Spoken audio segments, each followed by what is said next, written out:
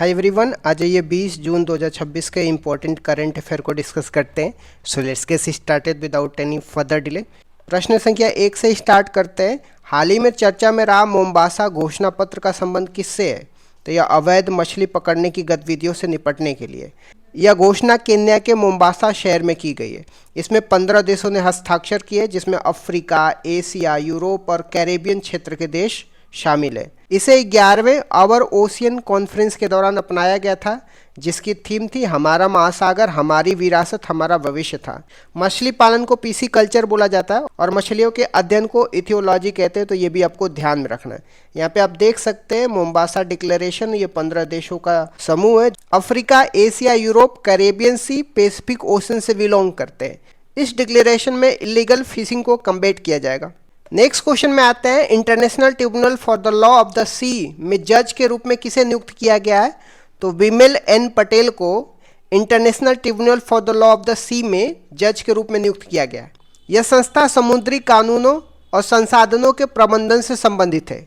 इसमें 21 स्वतंत्र सदस्य देश हैं। वर्तमान में इसकी उपाध्यक्ष भी एक भारतीय है, नीरू चड्डा है, तो ये भी आपको ध्यान में रखना है। यहाँ पे आप देख सकते हैं international tribunal for the law of the sea, इसको इस्टेब्लिशमेंट किया जाता है 1982 में और ये 1994 में फोर्स में आ जाता है। इसका हेडक्वार्टर हम्बर्ग जर्मनी में है। यह मैरीटाइम ज्यूरिडिक्शन करेगा। इंडिया इसका सिग्नेटरी है क्या? हाँ, इंडिया इसका सिग्नेटरी है, तो ये भी आपको ध्यान में रखना है। नेक्स्ट क्वेश्चन में आते हैं, 15 साल से कम उम्र के बच्चों के सोशल मीडिया इस्तेमाल पर रोक लगाने वाला पहला अरब देश कौन सा बन गया? तो संयुक्त अरब अमीरात बन गया। इसका उद्देश्य बच्चों की डिजिटल सुरक्षा सुनिश्चित करना और ऑनलाइन फ्रॉड से बचाना है। इस प्रतिबंध में माता पिता की अनुमति भी मान्य नहीं होगी। जब हम बात करते हैं यूएई की, तो इसकी राजधानी अबू धाबी है और इसकी करेंसी दिरहम है, तो ये भी आपको ध्यान में रखना है। इसकी bordering country Qatar, Saudi Arabia, Oman से लगता है, तो ये भी आपको ध्यान में रखना है। यहाँ पे पर्सियन गल्फ के साथ भी यूनाइटेड अरब एमिरेट का बॉर्डर लगता है, तो ये भी आपको ध्यान में रखना है। नेक्स्ट क्वेश्चन में आते हैं, मंगोलिया और भारतीय सेना के बीच में कौन सा युद्ध अभ्यास प्रारंभ होगा? तो एक्सरसाइज खान क्वेस्ट 2026 आरंभ होगा। इसका आयोजन मंगोलिया की राजधानी उलान बटोर में होगा। इसका उद्देश्य शांति स्थापना अभियानों में सेनाओं के बीच में तालमेल बढ़ाना है। मंगोलिया के साथ भारत का एक अन्य प्रमुख अभ्यास भी है, नोमैडिक एलिफेंट, तो ये भी आपको ध्यान में रखना है। चीन और मंगोलिया की सीमा पर गोबी डेजर्ट भी है, तो ये भी आपको ध्यान में रखना है। यहाँ पे देख सकते हैं मंगोलिया की राजधानी उलान बटोर है और इसका बॉर्डर चाइना और रशिया के साथ लगता है। यहाँ पे गोबी डेजर्ट है, तो ये भी आपको ध्यान में रखना है। नेक्स्ट क्वेश्चन में आते हैं, पंजाब की कौन सी रेलवे लाइन परियोजना लगभग 100 साल बाद फिर से शुरू हुई है? तो कादियान ब्यास रेलवे परियोजना 100 साल बाद शुरू हुई है। यह पंजाब के गुरदासपुर, कादियान और अमृतसर के ब्यास जिलों को जोड़ेगी। इस लाइन की लंबाई 39.68 किलोमीटर है और इसकी लागत 1400 करोड़ रुपए है, तो ये भी आपको ध्यान में रखना है। यहाँ पे आप देख सकते हैं कादियान ब्यास रेल लिंक को 100 साल बाद फिर से रिवाइव किया गया है। इसकी लंबाई 39.68 किलोमीटर है और 1400 करोड़ रुपए का कॉस्ट एस्टिमेट किया गया है। ये कनेक्ट करेगा कादियान गुरदासपुर से ब्यास अमृतसर को। इससे कनेक्टिविटी, टूरिज्म और रीजनल डेवलपमेंट को बूस्ट मिलेगा। यहाँ पे देख सकते हैं आप मैप में भी कादियान गुरदासपुर और ब्यास अमृतसर को कनेक्ट करने वाला 39.68 किलोमीटर की लाइन को फिर से 100 साल बाद रिवाइव किया गया है। नेक्स्ट क्वेश्चन में आते, दिल्ली एनसीआर में 4 नमो शहर विकसित करने की मंजूरी किसने दी है? तो केंद्रीय आवास और शहरी मंत्रालय के मंत्री मनोहर लाल खट्टर ने मंजूरी दे दी है। ये ग्रीन फील्ड प्रोजेक्ट होंगे, यानी बिल्कुल नए सिरे से विकसित किए जाएंगे। एनसीआर में दिल्ली के साथ राजस्थान, हरियाणा और उत्तर प्रदेश के कुल 27 जिले शामिल है, तो ये भी आपको ध्यान में रखना है। दिल्ली से मेरठ के बीच चलने वाली regional rapid transit system train का नाम नमो भारत है, तो ये भी आपको ध्यान में रखना है। यहाँ पे देख सकते हैं 4 न्यू नमो सिटी का डेवलपमेंट किया जाएगा दिल्ली एनसीआर में। नेक्स्ट क्वेश्चन में आते हैं, क्यूएस वर्ल्ड यूनिवर्सिटी रैंकिंग 2027 में शीर्ष भारतीय संस्थान कौन सा रहा है? तो आईआईटी दिल्ली रहा है। वैश्विक स्तर पे आईआईटी दिल्ली की रैंक 118वीं है और विश्व के टॉप 200 यूनिवर्सिटी में भारत के केवल 3 संस्थान हैं, जिसमें IIT Delhi, IIT Bombay, IIT Madras शामिल है। विश्व में प्रथम स्थान पे अमेरिका का एमआईटी रहा है, तो ये भी आपको ध्यान रखना है।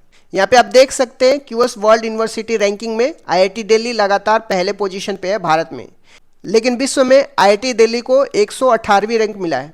क्यूएस वर्ल्ड यूनिवर्सिटी रैंकिंग 2026 में 123वां स्थान मिला था, तो ये भी आपको ध्यान में रखना है। नेक्स्ट क्वेश्चन में आते हैं, लद्दाख में शान कंजर्वेशन सोसाइटी का गठन किस उद्देश्य से किया गया है? तो हिम तेंदुआ स्नो लेपर्ड के संरक्षण के लिए शान कंजर्वेशन सोसाइटी का गठन किया गया है लद्दाख में। जब हम बात कर रहे हैं शान का, तो इसका पूर्ण रूप भी आपको ध्यान में रखना है, snow leopard and high altitude nature है। हिम तेंदुआ लद्दाख की राजकीय पशु है और इसे पहाड़ों का भूत या घोस्ट ऑफ द माउंटेन भी कहा जाता है, तो ये भी आपको ध्यान में रखना है। आप यहाँ पे देख सकते हैं, Ladakh has establish the snow leopard high altitude nature शान conservation society for wildlife conservation and environmental स्टेवॉर्डशिप।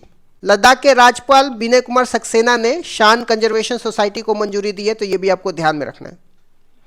Next question में आते हैं, विश्व सिकल सेल जागरूकता दिवस कब मनाया जाता है? 19 जून को मनाया जाता है। सिकल सेल अनीमिया एक आनुवंशिक रोग है जिसमें आरबीसी का आकार हाशिया आकार हो जाता है। यहाँ पे देख सकते हैं, सिकल सेल अनीमिया में आरबीसी का आकार हाशिया आकार का हो जाता है और जमा हो जाता है, तो ब्लड के फ्लो को रोकना स्टार्ट कर देता है। भारत सरकार का लक्ष्य है 2047 तक सिकल सेल एनीमिया को उन्मूलन करना, तो ये भी आपको ध्यान में रखना है। नेक्स्ट क्वेश्चन में आते हैं, महिला घरेलू क्रिकेट में दूसरा सबसे बड़ा व्यक्तिगत स्कोर बनाने वाली खिलाड़ी कौन बनी है? तो अक्षरा गुप्ता बनी है बिहार की। उन्होंने एक पारी में 126 गेंदों में 306 रन बनाए हैं। घरेलू क्रिकेट में महिला वर्ग का सबसे बड़ा स्कोर ईरा गुप्ता का है, उन्होंने 450 रन बनाया, तो ये भी आपको ध्यान में रखना है। नेक्स्ट क्वेश्चन में आते हैं, पीएम मोदी पश्चिम बंगाल में पीएम किसान की कौन सी किस्त जारी करेंगे? तो 23वीं किस्त जारी करेंगे। यह कार्यक्रम पश्चिम बंगाल के हुगली तारकेश्वर जिले में आयोजित होगा। पीएम किसान योजना के तहत किसान को साल में 6,000 रुपये प्रदान किए जाते हैं, 2,000 की 3 किस्तों में, तो ये भी आपको ध्यान में रखना है। प्रधानमंत्री किसान सम्मान निधि की बात करते हैं, जिसको पीएम किसान बोलते हैं। इसमें डायरेक्ट इनकम सपोर्ट किया जाता है 6,000 पर एनम और इसको इफेक्टिव किया जाता है 1 दिसंबर 2018 से, तो ये भी आपको ध्यान में रखना है। इसमें इसका बेनिफिट की बात करते हैं तो 12 crore small and marginal family जिनकी कल्टीवेटेबल लैंड 2 हेक्टेयर से कम है, इसमें डायरेक्ट ट्रांसफर किया जाएगा बैंक अकाउंट में 3 इक्वल इंस्टॉलमेंट में। पहले इंस्टॉलमेंट से क्वेश्चन पूछा जाता है, 31/3/2019 को पहले इंस्टॉलमेंट पेड की गई थी। आ जाते हैं कुछ महत्वपूर्ण सूचना की बात करते हैं तो उज्बेकिस्तान जो है न्यू डेवलपमेंट बैंक का 10वां सदस्य देश बन गया है और पहला मध्य एशियाई देश बन गया, तो ये भी आपको ध्यान में रखना है। न्यू डेवलपमेंट बैंक को ब्रिक्स बैंक बोलते हैं और इसका हेडक्वार्टर कहाँ पे है आप मुझे बताइए। अमेरिका ईरान समझौता की बात करते हैं तो हाल ही में स्विट्जरलैंड में दोनों देशों के बीच में ऐतिहासिक समझौता हुआ है, तो ये भी आपको ध्यान में रखना है। ग्रेप्स 3 मियान टेलीस्कोप की बात करते हैं तो सूर्य के चुंबकीय क्षेत्र के अध्ययन करने हेतु ऊटी तमिलनाडु में स्टेब्लिशमेंट किया गया है। दिमाग खाने वाले अमीबा हाल ही में केरल में इसके मामले देखे गए हैं। स्मृति मंदाना की बात करते हैं तो टाइम 100 स्पोर्ट 2026 की प्रभावशाली सूची में शामिल एकमात्र भारतीय हैं, तो ये भी आपको ध्यान में रखना है। इस तरीके से मैंने कुछ इंपॉर्टेंट करंट अफेयर को डिस्कस कर दिया। Thank you so much guys, keep loving keep supporting, bye bye see you. पंचवर्षीय योजना के बारे में मैंने डिस्कस तो किया है, बट एक बार फिर से मैं पंचवर्षीय योजना के बारे में रिवीजन करा देता हूँ। पहली पंचवर्षीय योजना 1951 से 56 तक थी। इसकी मुख्य विशेषताएं क्या थी? इसका टाइम पीरियड की बात कर, यह योजना 1 अप्रैल 1951 से लेकर के 1956 तक चली थी। मॉडल की बात करते हैं, यह हेरोल्ड डोमर मॉडल पर आधारित थी और इसका प्रारूप के.एन. राज ने तैयार किया था। उद्देश्य क्या था पहली पंचवर्षीय योजना का? इसका मुख्य ध्यान कृषि एग्रीकल्चर पर था। विकास की दर की बात करते हैं, जो लक्ष्य था 2.1% था, लेकिन 3.6% की वृद्धि हासिल की गई थी, जो लक्ष्य से अधिक थी। दूसरी पंचवर्षीय योजना 1956 से 1961 के प्रमुख बिंदु क्या थे? दूसरी पंचवर्षीय योजना की अवधि की बात करते हैं 1956 से 1961 तक रहता है। मॉडल की बात करते हैं, यह महालनोबिस मॉडल पर आधारित थी। इसका जो उद्देश्य था, इस योजना में भारी उद्योगों पर बल दिया गया, जिसमें प्रमुख उपलब्धियां थी। इसी योजना के दौरान भिलाई छत्तीसगढ़, राउरकेला उड़ीसा, दुर्गापुर पश्चिम बंगाल में आयरन स्टील प्लांट स्थापित किए गए। विकास की दर की बात करते हैं, लक्ष्य 4.5% का था और प्राप्ति 4.27% थी। तीसरी पंचवर्षीय योजना 1961 से 66 तक क्यों असफल रही थी? 1961 से 66 तक तीसरी पंचवर्षीय योजना थी। यह मॉडल सुखमय चक्रवर्ती मॉडल पर आधारित थी। इसका उद्देश्य था कृषि और उद्योग दोनों पर बल देना। असफलता के कारण ये थे, यह योजना 1962 के दौरान भारत चीन युद्ध और 1965 के भारत पाकिस्तान युद्ध के कारण अपने लक्ष्य को प्राप्त नहीं कर सकी और असफल रही। अन्य घटना की बात करते हैं तीसरी पंचवर्षीय योजना में। इसी दौरान जय जवान जय किसान का नारा दिया गया था और 1965 में भारतीय खाद्य निगम, जिसको फूड कॉरपोरेशन ऑफ इंडिया की स्टेब्लिशमेंट की बात करते हैं, तो तीसरी पंचवर्षीय योजना में एफसीआई का इस्टेब्लिशमेंट होता है। नेक्स्ट देख लेते हैं योजना अवकाश की। योजना अवकाश, जिसको प्लान हॉलीडेज बोलते हैं, ये क्या था और यह कब हुआ था? तीसरी पंचवर्षीय योजना की असफलता के बाद 1966 से लेकर के 1969 तक 3 वर्षों के लिए कोई पंचवर्षीय योजना नहीं बनाई गई। इसे योजना अवकाश कहा जाता है। इसी दौरान एक एक वर्ष की योजना शुरू की गई थी। खाद्यान्न में आत्मनिर्भरता के लिए हरित क्रांति, जिसको ग्रीन रेवोल्यूशन की शुरुआत की गई थी। चौथी पंचवर्षीय योजना 1969 से 1974 की मुख्य बातें क्या थी? तो इसका टाइम पीरियड की बात करते हैं, 1969 से लेकर के 1974 तक थी। यह मॉडल अशोक रुद्र मॉडल पे आधारित थी और इसका प्रारूप डीआर गॉडगिल ने तैयार किया था। उद्देश्य की बात करते हैं, इसका लक्ष्य स्थिरता के साथ आर्थिक विकास करना, डेवलपमेंट विथ स्टेबिलिटी था। प्रमुख घटनाएं की बात करते हैं तो चौथी पंचवर्षीय योजना में 1969 में 14 बैंकों का राष्ट्रीयकरण किया गया था। ये पहली बात हो गई। इसके बाद 1971 में भारत पाकिस्तान का युद्ध हुआ और 1974 में पहला परमाणु परीक्षण ऑपरेशन स्माइलिंग बुद्धा पोखरण में किया गया था। पांचवी पंचवर्षीय योजना 1974 से 1978 क्यों अद्वितीय थी? यह भारत का एकमात्र ऐसी योजना है जो अपने निर्धारित समय 5 वर्ष से पहले केवल 4 वर्षों में ही समाप्त हो गई। 1974 से लेकर 1978 तक ही रही थी। यह डीपी दर मॉडल पर आधारित थी और इसका मुख्य लक्ष्य गरीबी उन्मूलन था। रोलिंग प्लान 1978 से 1980 तक क्या था? 1978 में सरकार बदलने के बाद मोरारजी देसाई की जनता पार्टी सरकार ने पंचवर्षीय योजना को समाप्त कर रोलिंग प्लान शुरू किया था। विश्व में इसके जनक डॉक्टर गुरनार मिर्डर थे। उनकी पुस्तक एशियन ड्रामा में इसका उल्लेख है और भारत में इसे लक्कड़वाला ने लागू किया था। छठवीं पंचवर्षीय योजना 1980 से 1985 के दौरान क्या महत्वपूर्ण घटनाएं हुई थी? यह मॉडल आगात निर्गत मॉडल पर आधारित था, जिसको इनपुट आउटपुट मॉडल बोला जाता है। इसका उद्देश्य रोजगार सृजन और गरीबी उन्मूलन था। प्रमुख घटनाएं की बात करते हैं तो छठवीं पंचवर्षीय योजना में नाबार्ड की एस्टेब्लिशमेंट किया जाता है 1982 में। 6 और बैंकों का राष्ट्रीयकरण किया जाता है 1980 में। ऑपरेशन ब्लू स्टार और ऑपरेशन मेघदूत 1984 में चलाया जाता है। ऑपरेशन मेघदूत सियाचिन पर कब्जा करने के लिए। 7वीं पंचवर्षीय योजना 1985 से लेकर के 1990 तक क्या नारा था? इस योजना का प्रसिद्ध नारा रोटी रोजी और उत्पादकता या भोजन काम और उत्पादकता था। इसी योजना के दौरान 1988 में सेबी की स्थापना होती है, जिसको security and exchange board of India बोलते हैं। एलपीजी सुधार कब और क्यों अपनाए गए थे? 1990 से 92 के योजना अवकाश के दौरान 1991 में भारत में विदेशी मुद्रा भंडार का संकट उत्पन्न हो गया था। उस समय प्रधानमंत्री पीवी नरसिम्हा राव और वित्त मंत्री डॉक्टर मनमोहन सिंह थे। इस संकट से निपटने के लिए 1991 में नई आर्थिक नीति अपनाई गई थी, जिसे एलपीजी सुधार कहा गया था। जो न्यू इकोनॉमी पॉलिसी अपनाई गई थी, जिसमें उदारीकरण, निजीकरण या वैश्वीकरण की बात की जाती है। 8वीं पंचवर्षीय योजना 1992 से 1997 का मुख्य फोकस क्या था? तो यह model John W Miller model पर आधारित थी। इसका मुख्य बल मानव संसाधन विकास था, जो 1990 में आए एचडीआई मानव विकास सूचांक की अवधारणा से प्रेरित था। अन्य घटनाएं की बात करते हैं 8वीं पंचवर्षीय योजना में।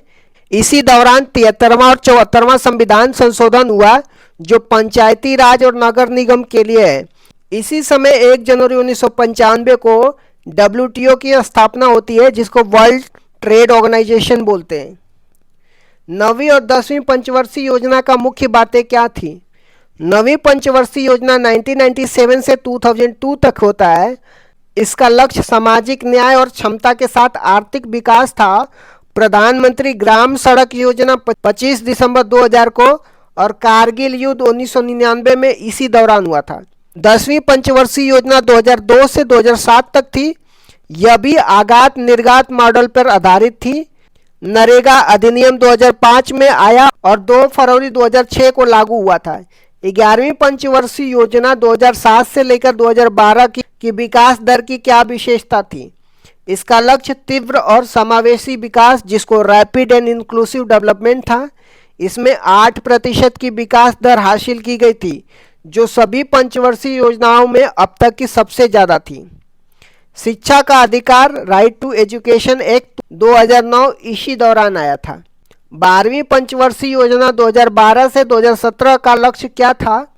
यह अंतिम पंचवर्षीय योजना था जो 2012 से 2017 तक चला था। इसका लक्ष्य तीव्र, सतत और अधिक समावेशी विकास, जिसको rapid sustainable and inclusive development था। इसमें कृषि के लिए 4% और प्रजनन दर को 2.1%, जिसको प्रतिस्थापन दर बोलते हैं, पर लाने का लक्ष्य रखा गया था। भारतीय संविधान के प्रमुख संशोधन और उसके प्रावधान के बारे में देखने वाले हैं। पहला संविधान संशोधन कब हुआ था? 1951 में हुआ था। संविधान में 9वीं अनुसूची जोड़ी गई थी, जिसका संबंध भूमि सुधार से है। अनुच्छेद 15 क्लॉज 4 भी जोड़ा गया, जो सामाजिक और शैक्षिक रूप से पिछड़े वर्गों के लिए आरक्षण का प्रावधान करता है।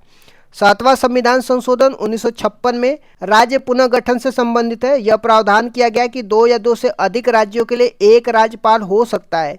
इस समय भारत में 14 राज्य और 6 केंद्र शासित प्रदेश थे। फजल अली कमीशन का गठन 1953 में इसी उद्देश्य से हुआ था। 15वां संविधान संशोधन 1963 में हुआ था। हाई कोर्ट के न्यायाधीशों की सेवानिवृत्ति की आयु 60 से बढ़ाकर के 62 कर दिया गया था। 21वां संविधान संशोधन 1967 में हुआ था। इस संविधान संशोधन से संविधान की 8वीं अनुसूची में 15वीं भाषा के रूप में सिंधी भाषा को जोड़ा गया और मूल संविधान में 14 भाषाएं थी, अब जाकर के 22 भाषाएं। 24वां संविधान संशोधन 1971 में हुआ था।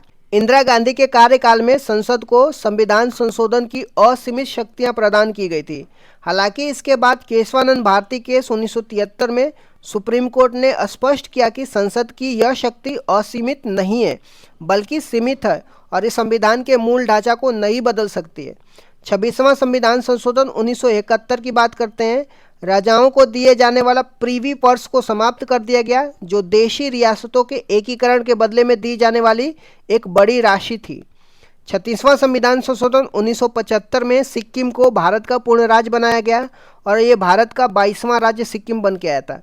42वां संविधान संशोधन 1976 की बात करते हैं। इसे मिनी कॉन्स्टिट्यूशन या लघु संविधान कहा जाता है। 42वां संविधान में प्रस्तावना में संशोधन किया, जिसमें समाजवाद, पंथ निरपेक्ष, अखंडता शब्द जोड़े गए और प्रस्तावना में अब तक ये एकमात्र संशोधन रहे।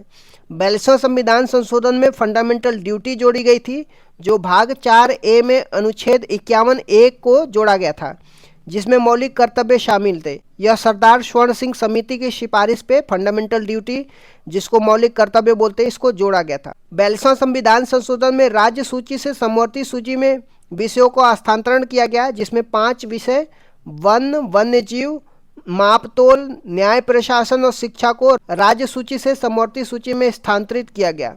नए अनुच्छेद आर्टिकल 39A जो निःशुल्क कानूनी सहायता की बात करता है।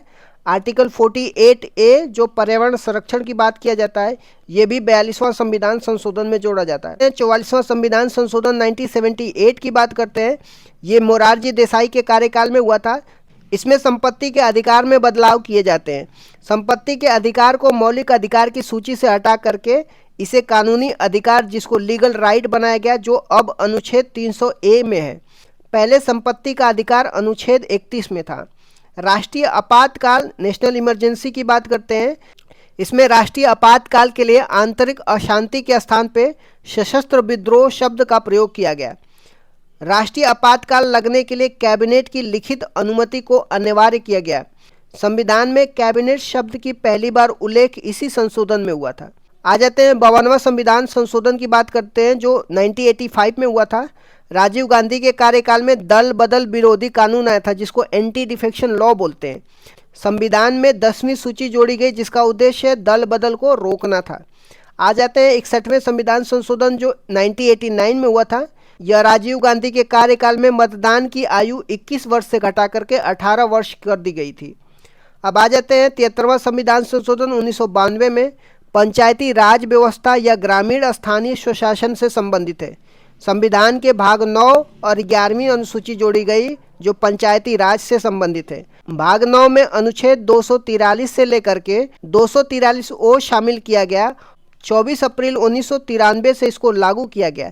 74वां संविधान संशोधन 1992 की बात करते हैं। ये शहरी स्थानीय स्वशासन की बात करता है जिसमें नगर पालिका नगर निकाय से संबंधित है। संविधान में भाग 9 ए और 12वीं अनुसूची जोड़ी गई। 12वीं अनुसूची में टोटल 18 विषय हैं। आ जाते हैं 86वें संविधान संशोधन 2002 की बात करते हैं। 6 से 14 वर्ष के बच्चों के लिए अनिवार्य और मुफ्त शिक्षा का प्रावधान किया गया। अनुच्छेद 21 ए जोड़ा गया जिसके तहत शिक्षा का अधिकार एक मौलिक अधिकार बन गया। अनुच्छेद 51 ए क्लॉज के रूप में 11वां मौलिक कर्तव्य भी जोड़ा गया था। आ जाते हैं 89वां संविधान संशोधन 2003 की बात करते हैं। अनुच्छेद 338 ए को जोड़ा गया जिसमें राष्ट्रीय अनुसूचित जनजाति आयोग जिसको national commission for scheduled tribe का उल्लेख है। अनुच्छेद 338 में राष्ट्रीय अनुसूचित जाति का उल्लेख किया गया है। 91वां संविधान संशोधन 2003 की बात करते हैं। मंत्रिपरिषद के आकार को सीमित किया गया। इसके अनुसार कुल लोकसभा सदस्यों के 15% से अधिक मंत्री नहीं हो सकते। आ जाते हैं 92वां संविधान संशोधन 2003 की बात करते हैं। 8वीं अनुसूची में 4 भाषाएं जोड़ी जाती है जो बोडो, डोंगरी, संथाली और मैथिली होती है। 97वां संविधान संशोधन 2011 में सहकारी समिति से संबंधित है। संविधान के भाग 9 बी अनुच्छेद 43 बी और अनुच्छेद 19 क्लॉज 1 क्लॉज सी में सहकारी समिति शब्द जोड़ा गया। 99वां संविधान संशोधन 2014 की बात करते हैं। यह एक ऐसा संविधान संशोधन था जिसमें सुप्रीम कोर्ट ने असंवैधानिक करार दिया था। यह राष्ट्रीय न्यायिक नियुक्ति जिसको नेशनल जुडिशरी अपॉइंटमेंट कमीशन के निर्माण की बात करता है जिसका उद्देश्य कॉलेजियम पद्धति को बदलना था। आ जाते हैं 100वां संविधान संशोधन 2015 की बात करते हैं। भारत और बांग्लादेश के बीच में 3 बीघा कॉरिडोर जमीन के आदान प्रदान से संबंधित है। 101वां संविधान संशोधन 2016 की बात करते हैं जिसमें जीएसटी जिसको गुड्स एंड सर्विस टैक्स बोलते हैं इससे संबंधित है। यह 1 जुलाई 2017 को लागू हुआ। विजय केलकर समिति के सिफारिश पर यह आया था। संविधान में अनुच्छेद 246 ए जीएसटी का उल्लेख है और अनुच्छेद 279 ए जो जीएसटी काउंसिल का उल्लेख जिसका प्रमुख भारत के वित्त मंत्री होता है ये सब जोड़ा गया। 102वां संविधान संशोधन 2018 की बात करते हैं। इसमें आर्टिकल 338 बी जोड़ा गया जिसमें राष्ट्रीय पिछड़ा वर्ग आयोग की बात करता है। इसमें यह निर्धारित किया गया कि कौन सी जाति पिछड़ा वर्ग में आएगी और यह अधिकार केंद्र सरकार का होगा। आ जाते हैं 103वां संविधान संशोधन 2019 की जो आर्थिक रूप से कमजोर वर्ग जिसको इकोनॉमिकली वीकर सेक्शन बोलते हैं 10% आरक्षण की बात किया जाता है। संविधान में अनुच्छेद 15 क्लॉज 6 संस्थाओं में प्रवेश के लिए आरक्षण और अनुच्छेद 16 क्लॉज 6 सरकारी नौकरियों में आरक्षण की बात किया जाता है। आ जाते हैं 104वां संविधान संशोधन 2019 की जिसमें लोकसभा और विधानसभा में एंग्लो इंडियन के लिए आरक्षित सीटों को समाप्त कर दिया गया। अनुसूचित जाति अनुसूचित जनजाति के लिए आरक्षण को 10 साल के लिए क्या कर दिया गया, बढ़ा दिया गया। आ जाते हैं 105वां संविधान संशोधन 2021 की। यह 102वें संविधान संशोधन में संशोधन करता है। यह राज्य सरकारों को यह अधिकार देता है कि वो अपनी स्वयं की राज्य सूची में शामिल की जाने वाली पिछड़े वर्गों की जातियों की पहचान कर सके, जो शक्ति 102वें संविधान संशोधन में केंद्र के पास दी गई थी। राष्ट्रपति ने 18 अगस्त 2021 को इस पर हस्ताक्षर कर दिया था। आ जाते हैं 106वां संविधान संशोधन 2023 की। इसे नारी शक्ति वंदनम अधिनियम के नाम से भी जाना जाता है। यह 128वां विधेयक था। इसका उद्देश्य लोकसभा और विधानसभा में महिलाओं को 33% आरक्षण प्रदान करना है। इसे अर्जुन मेघवाल ने पेश किया था और राष्ट्रपति ने इसे 28 सितंबर 2023 को सहमति दे दी थी। यह अगला परिसीमन 2026 के बाद लागू होने वाले चुनाव में लागू होगा। आ जाते हैं 129वां संविधान संशोधन विधेयक की। ये संविधान संशोधन विधेयक है जो प्रस्तावित किया गया है।